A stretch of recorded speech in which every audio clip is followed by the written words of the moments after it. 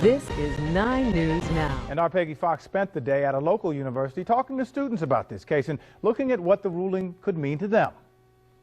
Actually, my roommate is Latina and she's from Mexico. Coming to Arlington's Marymount was a culture shock for Kirby Markovich, who's from Franklin, Virginia. I came from a very small town that did not have very much culture at all.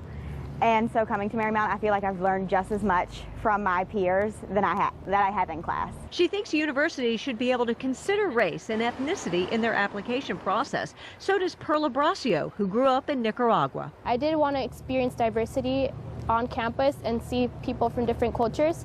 I think affirmative action is good. Brasio thinks her ethnicity may have helped her get into Marymount, but she does not believe it was the only factor.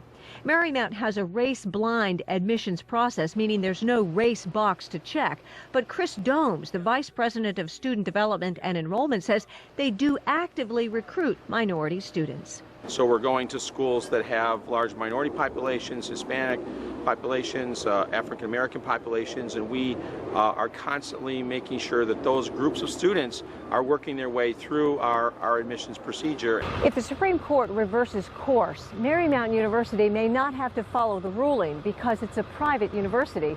But if they did, people here think it would make for a less rich learning environment.